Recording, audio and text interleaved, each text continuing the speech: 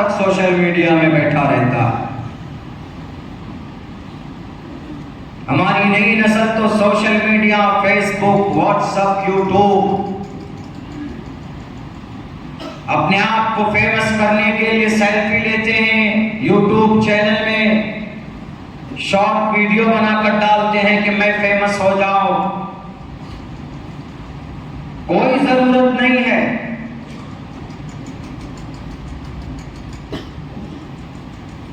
اللہ کے نبی علیہ الصلوۃ والسلام ایسے ہیرو ہیں ہمارے جنہوں نے کسی بھی سوشل میڈیا کا استعمال نہیں کیا، لیکن جہاں سورج نکلتا ہے وہاں سے لے کر جہاں سورج غروب ہوتا ہے وہاں تک، اتر سے دکن تک زمین کا کوئی حصہ ایسا باقی نہیں ہے جہاں پر جناب محمد رسول اللہ صلی اللہ علیہ وسلم کا نام نہ لیا جاتا، فیمس نہ ہو۔ تو اللہ کی مدد آج بھی آتی، مدد مانگنے والا چاہیے، مدد حاصل کرنے والا چاہیے۔ آج صرف ہم لوگ دعا پر اکتفا کر لیتے ہیں، بس کوئی پریشانی آئے دعا کر لیجیے۔ دعا کے ساتھ زمینی سطح پر اتر کر سنگھرش کرنا ضروری۔ میں یہ نہیں کہتا کہ آپ بھارت میں ہیں، یہاں پر اگر آپ کو اپنی مسجد کی حفاظت کرنی ہے تو آپ ایک ہاتھ میں تلوار لے لیں اور کھڑے ہو جائیں مسجد کے سامنے، آؤ کون آتے اس کی گردن اڑا دوں گا، ایسا نہیں ہے۔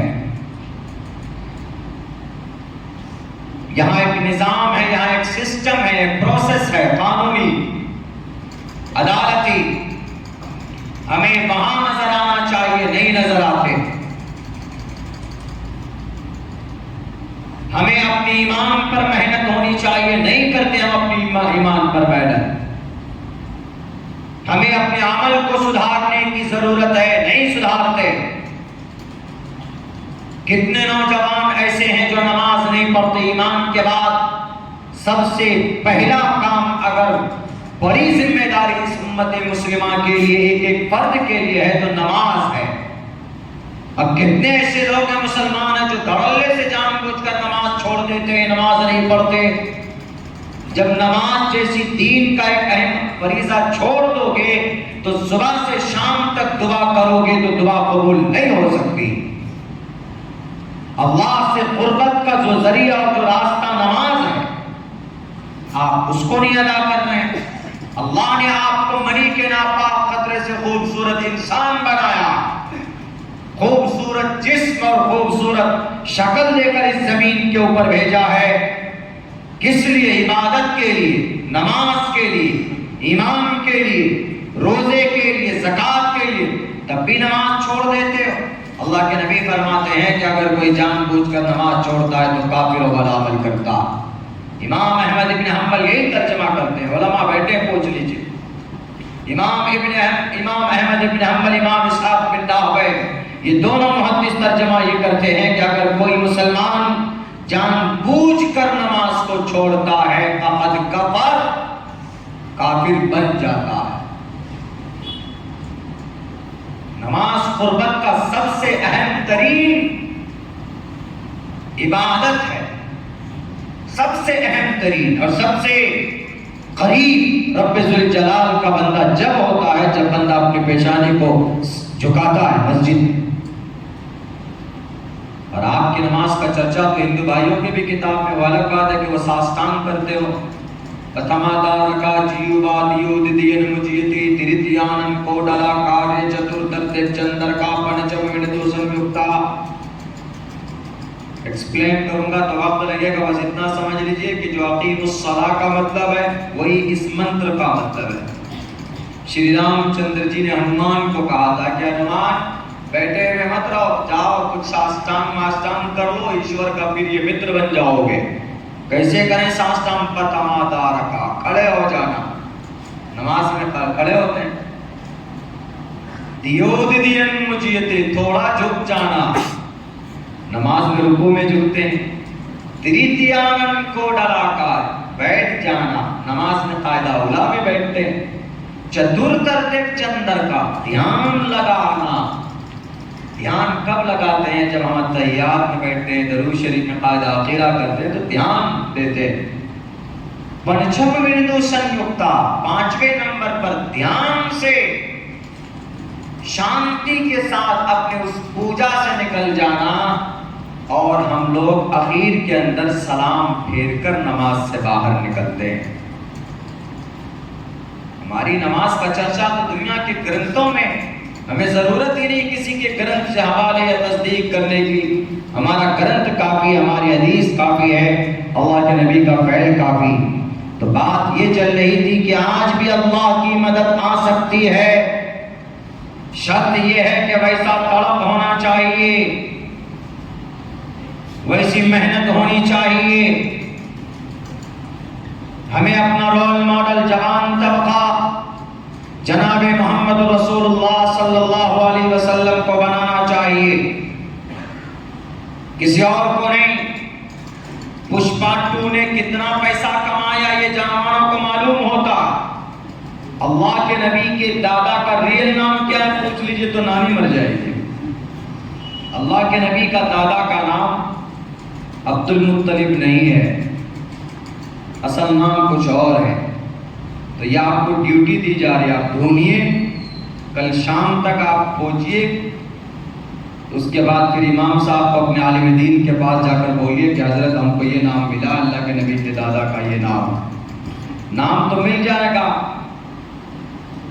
گوگل میں ڈالیں گے تو گوگلی بابا آپ کو دے دے گا، بتا دے گا کہ یہ نام ہے، لیکن کیوں ہے یہ نہیں ملے گا، یہ ہمارے علماء کے پاس آنا پڑے گا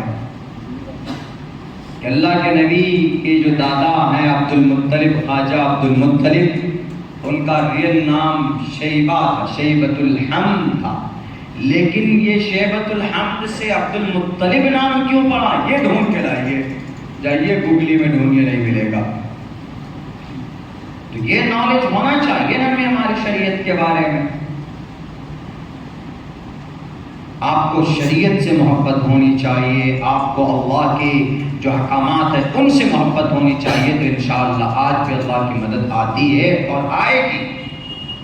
اللہ نے مدد کا دروازہ بند نہیں کر دیا کہ یہ صحابہ کے زمانے کے لیے مدد، یا صحابہ سے پہلے کے لیے مدد، یا حضرت اللہ کی مدد حاصل کرنے کے لیے نبی ہونا ضروری ہے، اللہ کی مدد کا مستحق بننے کے لیے ابراہیم بننا ضروری ہے، بلال بننا ضروری ہے، صحابہ ہونا ضروری نہیں۔ آپ کا ایمان صحابہ کے ایمان سے زیادہ مضبوط ہو سکتا ہے، فضیلت کو نہیں پہنچ سکتے صحابہ، ایمان تو مضبوط ہو سکتا ہے۔ میں نہیں کہہ رہا ہوں، مفتی سعید احمد صاحب پالنپوری کے یہ جملے میرے شیخ ہیں، اللہ ان کی مغفرت فرمائے، دارالعلوم دیوبند کے شیخ، ہم لوگ بھی چوک گئے اس وقت میں کہ کیا کہہ رہے ہیں۔ انہوں نے کہا کہ ہمارا ایمان صحابہ کے ایمان سے زیادہ مضبوط ہے اور ہو سکتا۔ کیسے؟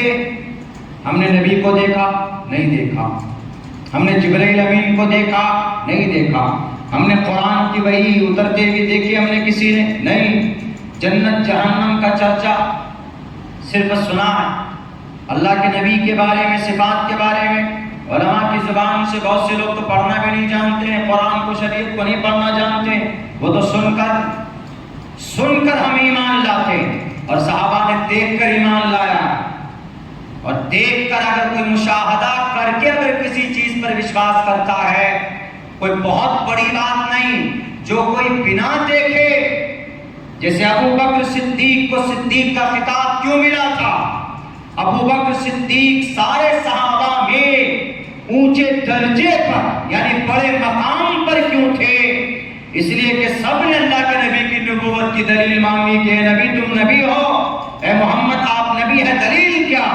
اللہ کے نبی نے دلیل پیش کی سب کو، عمر کو، علی کو، عثمان کو، سب کو، یہاں تک کہ اپنی بیوی کو بھی دلیل دینی پڑی کہ میرے سامنے ایسا ایسا فرشتہ آیا اور اس طریقے سے حرکتیں ہوئی ہمارے ساتھ میں۔ لیکن ابو بکر صدیق نے صرف سنا کہ محمد ایسا بولتا ہے، تو ابو بکر صدیق نے کہا کہ اگر محمد ایسا بولتا ہے تو میں بنا چوں و چرا مانتا ہوں، وہ سچ بولتا ہے، وہ جو جھوٹا نہیں. یہ ہے ابو بکر صدیق رضی اللہ تعالی عنہ. تو بہرکہ دیکھ کر، اور ہم نے کسی نے دیکھا نہیں ہے، تو اس لیے ہمارا ایمان آج بھی زیادہ مضبوط بن سکتا ہو سکتا. وہ الگ بات ہے کہ صحابہ کے درجے کو ہم چھو نہیں سکتے، ان کے مقام اور ان کے بلندی تک ہم پہنچ نہیں سکتے، کیونکہ صحابہ کے لیے اللہ نے قرآن کریم کے اندر کہا اولئک هم المفلحون، اولئک هم الفائزون، اولئک هم کئی جگہ پر رضی اللہ عنہم ورضوا عنہ. وہ چوک اور غلطی بعد میں ہوتی تھی، معافی کا اعلان پہلے ہو جاتا تھا. صحابہ کرام مقدس جماعت، نبی کے بعد اس زمین پر سب سے بڑی اور مقدس جماعت کوئی ہے تو صحابہ کرام کی مقدس جماعت. اور صحابہ کے بعد اس زمین پر to the day of judgment, قیامت تک اگر کوئی مقدس جماعت ہے تو ہمارے علماء کرام کی جماعت ہے جو آج بھی موجود ہے الحمدللہ. تو پہلے کہ اللہ کی مدد اگر ہم چاہتے ہیں تو اپنے ایمان کو پہلے نمبر ہمیں مضبوط کرنے کی ضرورت ہے. ایمان مضبوط کہاں سے ہوگا؟ سوشل میڈیا میں سلمان خان کا گانا سن کر، فلمیں دیکھ کر، ویب سیریز دیکھ کر. گاڑی چلائیں گے تو ایئر فون لگا کر گانا سنتے ہیں، جوا کھیلتے ہیں ہمارے نوجوان، شراب پیتے ہیں ہمارے نوجوان، نمازوں سے دور ہیں، تلاوت نہیں جانتے. من قرأ حرفا من کتاب اللہ فلہ بہ حسنۃ، ایک حرف کو پڑھ لو 10 نیکیاں رب ذوالجلال عطا فرمائے گا آپ کو. اٹک کر پڑھو تو 10 نہیں 20 نیکیاں دے گا قرآن کریم کی تلاوت کرنے پر. بہت زیادہ ہم لوگ سیکولر بن گئے، بہت زیادہ. اس زمین پر سب سے مقدس شریعت اگر کوئی ہے تو سب سے مقدس اگر نظام اگر دنیا کے اندر کسی دھرم کے پاس ہے تو مذہب اسلام کے پاس. میں دو ٹوک لفظوں میں تقریباً ہر 3 جلسوں کے اندر بولا کرتا ہوں، ہر جگہ بولتا ہوں. بلکہ ہمارے طرف سے تو یہ چیلنج ہے آج تک لاؤ اسلام سے بہتر نظام اور سسٹم. عبداللہ سالم اپنے اپنے منچوں سے بیان کرے گا، پرچار کرے گا، لیکن وَلَن تَفْعَلُوا، قیامت تک اسلام سے بہتر نظام اور سسٹم تم پیش نہیں کر سکتے، نہیں لا سکتے، نہیں دکھا سکتے.